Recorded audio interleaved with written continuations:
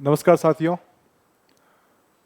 आज का जो 3 जून का जो जीके का पेपर हुआ है स्कूल लेक्चर का, तो पेपर थोड़ा सा मेरे को टफ लगा है। देखो, इसमें कोई इफ बट करने वाली बात नहीं है। हालांकि तैयारी की है आपने, बहुत अच्छी तैयारी की है, लेकिन पेपर का स्तर थोड़ा अच्छा था। पेपर उन्होंने, जिसने भी पेपर सेट किया है, पेपर एक बढ़िया सोच समझ के साथ थोड़ा टफ पेपर बनाया है। इसको मॉडरेट टू टफ में आप डालो तो डाल भी सकते हो। और जहाँ तक बात है, हमने करंट अफेयर वाला पोर्शन किया था 360 में, तो उस करंट अफेयर में 10 प्रश्न आए हैं आपके इस पेपर में।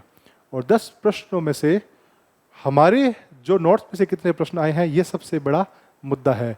तो जैसा कि आप देख सकते हैं कि 5 प्रश्न ऐसे हैं जो हमारे नोट्स में से आए हैं। 5 प्रश्न 10 में से। हालांकि करंट अफेयर बहुत अच्छा लेवल का पूछ सका था, और अच्छे लेवल के मतलब कुछ प्रश्न तो ऐसे हैं जो उसने रैंडमली कहीं से भी पूछ रखे हैं। कुछ प्रश्नों के तो लेवल बहुत ही, मैं कह सकता हूँ ना, रैंडम लेवल है, एब्सर्ड लेवल है, उस पर अपने विचार नहीं करेंगे।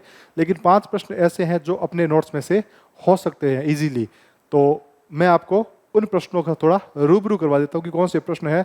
और उम्मीद करता हूँ कि आप लोगों ने अगर पढ़ा है तो आप लोगों ने वो किया ही है। और हमारी जो करंट अफेयर 360 पीडीएफ थी, उस एक पीडीएफ से, एक्स्ट्रा डोज वाली पीडीएफ से तो प्रश्न नहीं है, लेकिन 360 वाली जो पीडीएफ थी 88 पेजेस की, मात्र 88 पेजेस की, उसमें से 5 प्रश्न आ गए। तो देखा जाए तो एक अच्छा अपना रेस्पॉन्स कह सकते हैं कि हमने एक ठीक तैयारी की थी। और 5 प्रश्न कौन कौन से हैं एक बार देख लेते हैं। सबसे पहले मैं आपको लेके चलता हूं प्रश्न संख्या, इस पे ध्यान दीजिए। ये देखो एज इट इज अपने नोट्स पे से है। प्रश्न संख्या क्या है? मार्च 2026 में बैंकॉक में जो Asia world cup world ranking tournament stage 1 हुआ था, इसमें तीरंदाज रजत चौहान ने कितने पदक जीते हैं? ऑप्शन आपके सामने थे और यही मैंने लिखा है। देखो, एशिया कप तीरंदाजी 2026 स्टेज 1, और रजत चौहान जयपुर के हैं। 3 पदक जीते हैं, 1 गोल्ड और 2 ब्रॉन्ज, 1 जी और 2 बी, यानी 2 ब्रॉन्ज। 1 गोल्ड का मतलब 1 स्वर्ण पदक और 2 कांस्य पदक। ये देख, ये ऑप्शन देखो, 1 स्वर्ण और 2 कांस्य है। सीधा प्रश्न है अपने नोट्स में से। और मैंने ये भी बताया था कि 2 कांस्य कैसे जीते, एक व्यक्तिगत जीता है और एक पुरुष टीम स्पर्धा में स्वर्ण पदक कंपाउंड मिश्रित स्पर्धा में जीता है। तो ये प्रश्न तो डायरेक्ट अपने नोट्स में से एज इट इज है, सीधा सीधा है। अब देखते हैं एक और प्रश्न जो अपने नोट्स में से सीधा सीधा है। ये वाला प्रश्न देखो, प्रश्न संख्या 7 थी जो आज का पेपर है। उसमें मार्च 2026 में राजस्थान सरकार के संयुक्त उपक्रम राजस्थान स्टेट गैस लिमिटेड को स्मार्ट गैस वितरण के क्षेत्र में ये अवार्ड मिला है। कौन सा अवार्ड मिला, ये पूछा गया है। इसको राजस्थान सरकार के राजस्थान स्टेट गैस लिमिटेड को कौन सा अवार्ड मिला है? ये देखो, मैंने आपको बताया था डायमंड अवार्ड मिला था राजस्थान स्टेट गैस लिमिटेड को। किसके लिए? स्मार्ट गैस वितरण के क्षेत्र में उत्कृष्ट नवाचारों के लिए। ठीक है। और आयोजक भी मैंने आपको बताया था कि आयोजन इसने किया है। और यही प्रश्न पूछा था, ऑप्शन नंबर 1 डायमंड अवार्ड इसका सही आंसर है। ठीक है। तो ये अपना सीधा सीधा ये 2 प्रश्न तो डायरेक्ट एज इट इज अपने नोट्स में से हैं। ठीक है। अब आगे देखते हैं कि कुछ प्रश्न ऐसे हैं जो नोट्स की सहायता से हम कर सकते हैं। जैसे ये वाला प्रश्न देखो, ये मैं आपको बताता हूँ। एरोस्पेस वाला आया था। ठीक है। एरोस्पेस नीति वाला ये प्रश्न है कि Rajasthan aerospace and defence policy के अनुसार एरोस्पेस और रक्षा विनिर्माण उद्यम के लिए पात्रता मानदंड के संबंध में निम्नलिखित कथनों पर विचार कीजिए। इन कथनों पर हमें विचार करना है। पहला कथन है आवश्यक न्यूनतम निवेश 100 करोड़ होना चाहिए। दूसरा है भारत सरकार के साथ पंजीकृत जो एमएसएमई है, इसके लिए पैकेज तहत प्रोत्साहन प्राप्त करने के लिए आवश्यक न्यूनतम निवेश 60 करोड़ होगा। ये इसने कह रखा है। लेकिन हमने जब एरोस्पेस रक्षा नीति पढ़ी थी, ये वर्ड मैंने नहीं लिखवाया कहीं भी। मैं खुद मानता हूँ मैंने आपको कहीं नहीं लिखवाया आवश्यक न्यूनतम निवेश कितना होता है। लेकिन मैंने आपको बताया है कि इस प्रोजेक्ट में 3 प्रकार की क्या होगी, 3 प्रकार से जो क्या कह सकते हैं इकाइयाँ हैं, उनको डिवाइड कर रखा है। लार्ज में, मेगा में और अल्ट्रा मेगा में। लार्ज में मिनिमम निवेश विनिर्माण में 50 करोड़ है, और वित्तीय प्रोत्साहन इसके लिए कितना मिलेगा? 25 करोड़ तक।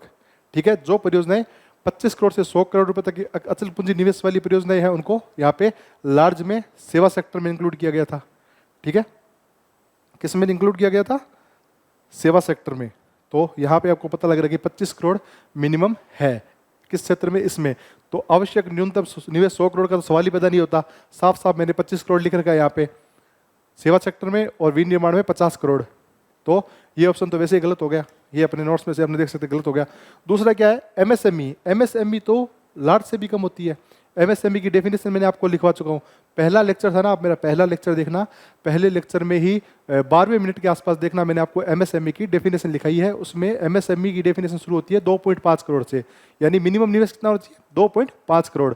और इसमें वैसे भी देख सकते हैं कि लार्ज मेगा और अल्ट्रा मेगा से छोटी ही होगी एमएसएमई, तो 60 करोड़ का सवाल ही पैदा नहीं होता। तो ये क्वेश्चन भी, ये कथन भी गलत हो गया, यानी कथन ए और बी दोनों असत्य है। बिल्कुल आपको दिख रहा है यहाँ पे, बिल्कुल आप कर सकते हो, क्योंकि मैंने एमएसएमई की डेफिनेशन भी आपको लिखवाई है, उससे आप सोल्व कर सकते हो। नहीं तो आपके सामने था ये 25 करोड़ याद रखा है, 50 करोड़ याद दिख रहा है, ये भी मिनिमम में है। तो यहाँ पे 100 करोड़ का तो सवाल पैदा ही नहीं होता और 60 करोड़ का भी सवाल पैदा नहीं होता। तो दोनों ऑप्शन गलत है। हालांकि देखो एग्जाम हॉल में बिल्कुल प्रेशर रहता है चारों तरफ से वो कहते हैं ना, टेंस्ड माहौल होता है, एकदम वातावरण ऐसा होता है कि हमें पता नहीं, एक दबाव बहुत होता है, स्ट्रेस्ड वातावरण होता है, बहुत ज़्यादा दबाव होता है। तो लगता है यार ये क्वेश्चन कर ले, वो कर ले, मैथ के प्रश्न भी सॉल्व करने पड़ते हैं। लेकिन फिर भी थोड़ा सा अगर आप रिलैक्स होकर करो या आपने किया भी है तो ये प्रश्न आपके सही होंगे। ठीक है, चलो इसको आप मान सकते हो। उसके बाद देखो आगे, ये कर लिया हमने। अब ये वाला प्रश्न देखो, प्रश्न संख्या दुकान वाला, ये वाला प्रश्न आप देखना और अपने नोट से बिल्कुल सोल्व होगा। अगर कोई कह रहा है इससे सोल्व नहीं होगा तो मेरे से आके बात कर ले, कैसे सोल्व हो रहा है। ये विधेयक दे रखा है, राजस्थान दुकान और वाणिज्यिक अधिष्ठान विधेयक 2026। इसके लिए निम्नलिखित कथनों पर विचार कीजिए और सही विकल्प चुनिए। पहला कथन क्या है, किसी भी अधिष्ठान में किसी भी कर्मचारी से किसी भी दिन 10 घंटे से अधिक और किसी भी सप्ताह में 60 घंटे से अधिक कार्य करने की न तो अपेक्षा की जाएगी और न ही ऐसा उसे करने दिया जाएगा। अब मैंने क्या पढ़ा है कि व्यावसायिक, ये इस विधेयक का क्या हुआ है, संशोधन हुआ है। ये पहले 1958 में था, अब इसका संशोधन हुआ है। संशोधन में कार्य अवधि तो 9 से 10 घंटे बढ़ा दी, यानी ये बात तो ठीक है, कार्य अवधि तो 10 घंटे ठीक है, लेकिन मैंने आपको बताया था साप्ताहिक कार्य सीमा 48 घंटे ही रहेगी। पहले भी 48 घंटे थी और अभी भी 48 घंटे ही रहेगी। इसमें क्या रहेगा, 60 घंटे। तो ये गलत है ऑप्शन, ये ऑप्शन बिल्कुल गलत हो गया। अब क्या है, 14 से 16 वर्ष के बच्चों की आयु के किसी भी बालक को, अब 14 से 16 है ही नहीं, मैंने कह दिया कि जो पहले 12 से 15 वर्ष के थे अब उनकी आयु 14 से 18 वर्ष कर दी है। ठीक है, 14 से 18 वर्ष, न कि 14 से 16। तो ये भी गलत हो गया। हालांकि इसमें 5 घंटे वाला मैंने आपको नहीं पढ़ाया, होता एक्चुअली वो 3 घंटे है, यानी 14 से 18 वर्ष के जो बालक है, जो पहले 12 से 15 वर्ष था, उनको 3 घंटे ही काम में लिया जा सकता है। लेकिन वो चीज़ चलो नहीं करवाई तो उससे कोई फर्क ही नहीं पड़ता। 14 से 18 सीधा सीधा दे रखा है, यहाँ पे 14 से 16 दे रखा है, तो ये गलत हो गया। दोनों कथन गलत है, ए और बी दोनों असत्य है, ए और बी दोनों असत्य है। बिल्कुल इससे सोल्व हो रहा है, यही पूछा था। और देखते हैं, 4 क्वेश्चन सोल्व हो गए, 5वां बताता हूं। ये 5वां प्रश्न है, ये देखो, ये इस प्रश्न में थोड़ा सा ट्रिकी प्रश्न था, ये थोड़ा सा ट्रिकी प्रश्न था। कैसे प्रश्न देखो कि जो साहित्य अकादमी पुरस्कार मिला है उसके बारे में कुछ कथन दिए गए हैं। साहित्य अकादमी पुरस्कार में पहले तो ये कथन दे दिया 24 भारतीय भाषाओं में है, और फिर उनके आंकड़े दे दिए, भाई इसमें ऐसा ऐसे ऐसे ऐसे अवार्ड मिला है। ठीक है, इसको छोड़ दो एक बार, चलो आपको नहीं आता, मैंने इतना तो बता दिया था कि 24 भारतीय भाषाओं में इसको मिला है, तो आपको यहाँ तो ये तो मिल गया 24 भारतीय भाषाओं में, तो ठीक है।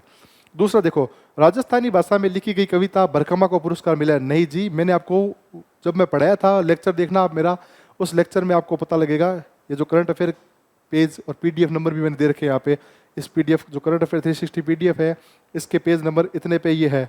इसमें मैंने बताया था कि राजस्थानी भाषा में भरखमा को मिला है, लेकिन लघु कथाएं हैं ये। जितेंद्र कुमार जी सोनी जो आईएएस हैं, जन मैंने कहा था वर्तमान में जयपुर में पोस्टेड है, ये छोटी छोटी कहानियाँ लिखते हैं, ये छोटी छोटी कहानियाँ लिखते हैं, इसके लिए उनको अवार्ड मिला है। तो ये ऑप्शन साफ साफ गलत हो गया, तो ये तो अपना आंसर नहीं है। ठीक है, अब बात करते हैं इसकी, इसमें क्या ट्रिक लगेगी।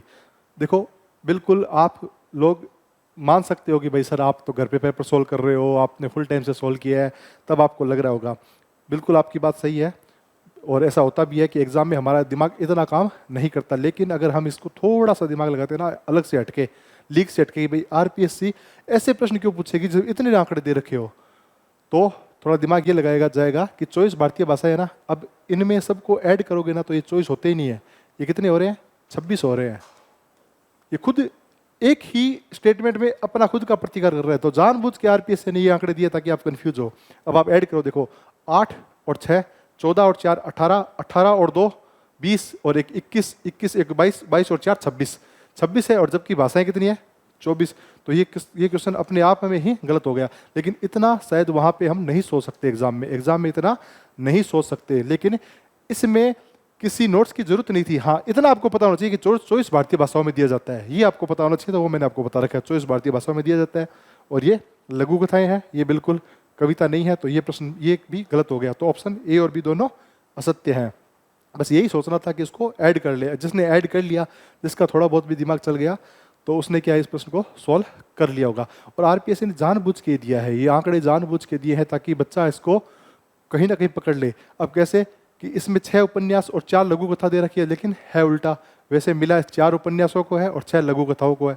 इसके बाद में संस्मरण जो 4 दे रखे हैं ये भी गलत है, 2 संस्मरणों को मिला है। तो आरपीएससी चाहती थी कि आप कहीं ना कहीं इसको पकड़ लो, एक भी गलती पकड़ लो। यानी इसने आरपीएससी ने 3 गलतियां दे रखी है इस एक स्टेटमेंट में। अगर कोई बच्चा एक भी गलती पकड़ लेता है तो ये स्टेटमेंट गलत होता है और ये भी गलत होता है और हमारा आंसर आ जाता है। देखो, घर पे बैठ के पेपर सोल्व करने में या ऑफिस में बैठ के पेपर सोल्व करने में बात अलग है, ये बात आपकी बिल्कुल जायज़ है। लेकिन फिर भी आप मान सकते हो कि ये प्रश्न हम कर सकते थे। हमारे नोट्स में 2 चीज़ें तो हैं, 3 फैक्ट मान के चलो, इसमें 2 फैक्ट तो हमारे नोट्स में एज इट इज़ है। तीसरा फैक्ट क्या था? सिर्फ और सिर्फ दिमाग लगाना था उसमें। आपको सोचना था कि आरपीएससी ऐसे आंकड़े क्यों दे रही है, दे रही है तो कुछ ना कुछ गड़बड़ है।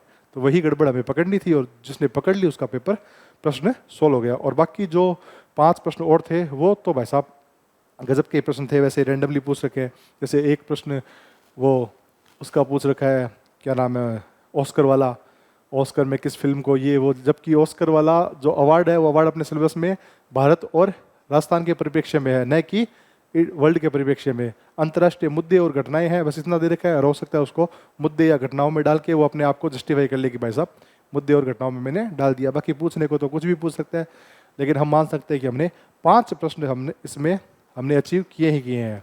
ठीक है, तो बाकी घबराने की बात नहीं है। पेपर देखो सबके लिए टफ था। आप उम्मीद करो कि अगर आप 40% आपके क्लियर हो रहे हैं इसमें, अगर आपके इसमें 40% क्लियर हो रहे हो तो आप बहुत अच्छी तरह से कंपटीशन में हो। ये आज का पेपर था जो जीके का, पूरा पेपर की बात कर रहा हूँ मैं, बहुत अच्छे लेवल का पेपर था। और अगर आपके 40% हो रहे हैं इसमें तो आप निश्चित रूप से आप रेस में हो, रेस में बहुत आगे हो आप। तो देखते हैं, अब एक और ग्रुप सी का पेपर रहा है, उसमें देखते हैं कितने प्रश्न आते हैं। तो मिलते हैं ग्रुप सी में, उस पेपर के क्वेश्चंस को डिस्कशन करने के लिए वापस इसी प्लेटफॉर्म पे मिलेंगे। और जी जैन एजुकेशन में आप हमारे साथ जुड़े रहिए, ऐसे ही आपका प्यार बना रहे और हम ऐसे ही आपको हम कुछ ना कुछ प्रोवाइड करवाते रहेंगे जो आपके लिए हमेशा आपके जो ये सफ़र है, जो जहाँ तक आपको मंजिल तक पहुँचना है, उस मंजिल के बीच का सफ़र है, वहाँ पे हम आपकी सहायता करते रहेंगे। धन्यवाद।